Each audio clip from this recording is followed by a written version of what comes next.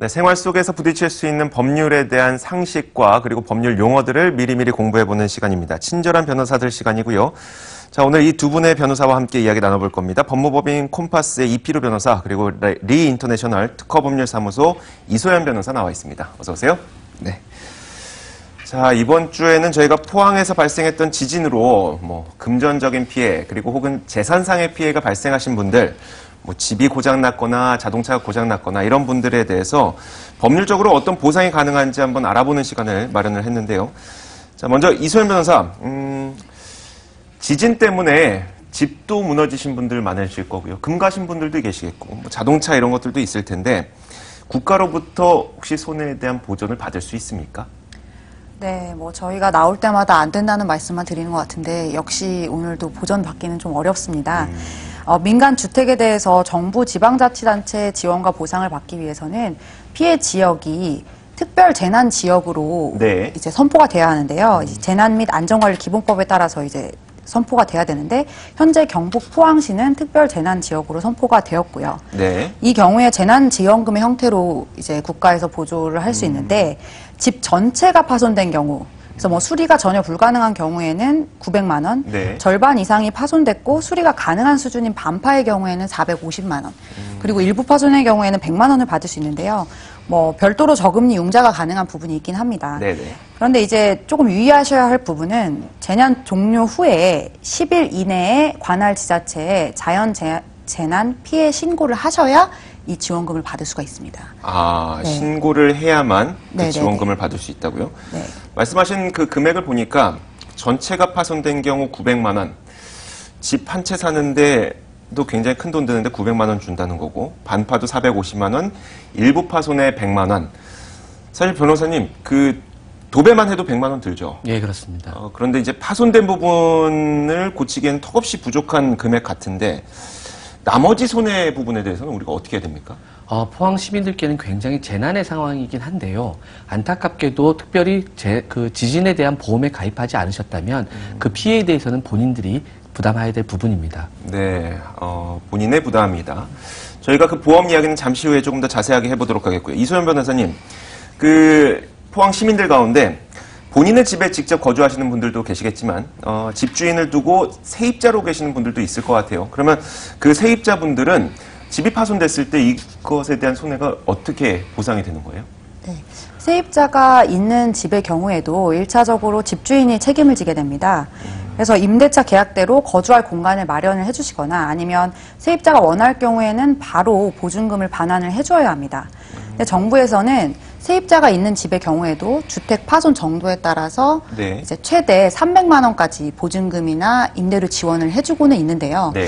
액수가 크지는 않기 때문에 집주인 입장에서는 주택 파손에 보증금까지 큰 부담을 안게 될 것입니다. 예를 들어 세입자가 여기 지진 때문에 집이 조금 파손이 돼서 나가고 싶습니다 하면 바로 내보내줘야 된다는 거고. 네, 보증금 반환을 네네. 해줘야 된다는 거죠. 전세 가격이 1억이라고 한다면 300만 원은 좀 국가에서 빌려주긴 하지만. 네, 최대 300만 원이기 최대 때문에 300. 주택 파손 정도에 따라서 그것도 좀 낮게 책정될 수 있습니다. 아무리 크게 파손됐다고 하더라도 나머지 9,700만 원은 본인의 자비로 네, 그렇습니다. 감당을 해야 됩니다. 집주인 입장에서는 집이 파손돼서 집도 고쳐야 되는데 세입자에게 세입자가 나간다고 하니까 지금 당장 또 돈을 돌려줘야 되고 네. 이중적으로 좀 힘들 것 같긴 한데요. 그러면 집주인 입장에서는 이 건물을 내가 살 때 내진 설계가 되어 있다는 것을 좀 보고 샀으니 건설했던 시공사가 책임을 지어 주십시오라고 요구할 수도 있을 것 같은데 가능합니까? 일단 결론적으로 말씀드리면 가능은 합니다만은 어려움이 있습니다. 이게 건물의 형태, 아파트냐, 주택이냐, 건물이냐에 따라서 사실 법리 관계가 조금 달라지기 때문에 일률적으로 말씀드릴 수 없습니다만 오늘 아파트를 기준으로 좀 말씀을 드리면요. 우선 시기를 봐야 됩니다. 우리나라는 1988년 9월에서야 내진 설계를 의무화했습니다. 따라서 88년도 이전에 건축한 건물이냐, 이후에 한 건물이냐에 따라서 법리 관계가 좀 달라질 거고요. 네. 또한 중대한 파손이냐 그렇지 않냐에 따라서 또 법리가 관계가 달라질 텐데요.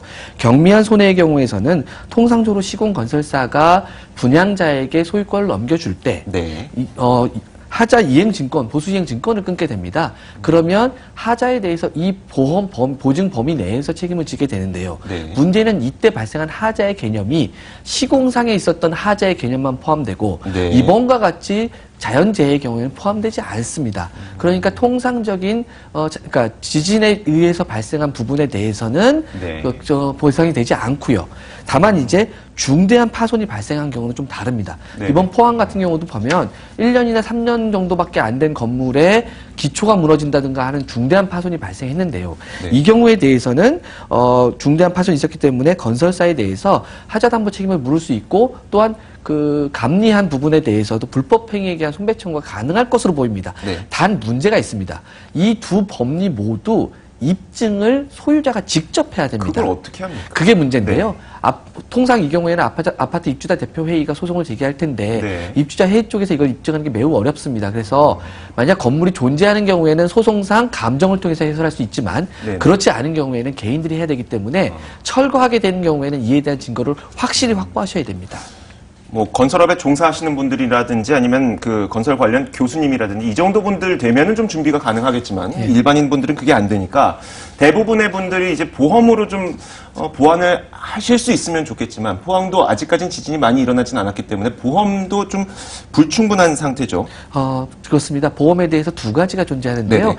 개인 보험이 듣는 화재 보험 지진 보험 특약이 있고요. 또 하나는 풍수의 보험이 있습니다. 지진보험 특약은 그냥 개인들이 가입하는 것이고요. 네네. 특약에 가입하지 않았다면 보상되지 않습니다. 풍수의 보험을 좀 알려드리면요. 이건 정부에서 정책적으로 하는 보험인데 이거에 대해서 가입하시게 되면 정부가 지원금을 지급해서 네네. 보험료를 납부하실 수 있고요. 그렇기 때문에 풍수의 보험에 대해서는 국민들께서 좀 더 알아보시는 게 좋을 것 같습니다. 네, 알겠습니다. 그 풍수의 보험까지 이야기를 들어봤고요. 다만 그 풍수의 보험은 정책보험입니다. 국가에서 지원을 해서 보험금을 저렴하게 해주는 거니까 여러분들께서 좀 준비하시면 좋을 것 같고, 자 마지막으로 이소연 변호사, 물론 이게 좀 마땅한가 싶으면서도 그래도 우리가 돈이 없으니 국가에서 좀 보전해 주십시오 하면서 국가에서 배상을 요구할 수는 없습니까? 국가에게? 국가 배상의 예를 들자면 만약에 지진 여파로 네네. 도로나 뭐 공공물이 손실이 돼서 그 부분에 따라서 손해를 입은 경우에 국가 배상이 가능할지 여부가 문제될 수 있는데요. 결론적으로 국가 배상 청구가 인용되기는 좀 어려울 것 같습니다. 왜냐하면 지진이라는 것은 예견 가능성과 회피 가능성이 있다고 보기 좀 어렵고요. 네. 그래서 이 영조물, 그러니까 도로라든지 공공시설을 관리해야 되는 국가 입장에서도 관리 행위가 미칠 수 있는 범위 안에 있다고 보기는 조금 어려운 부분이 있어서요. 이렇기 때문에 이 손해를 국가 배상으로 해결하기는 조금 어려울 것 같습니다. 네, 알겠습니다.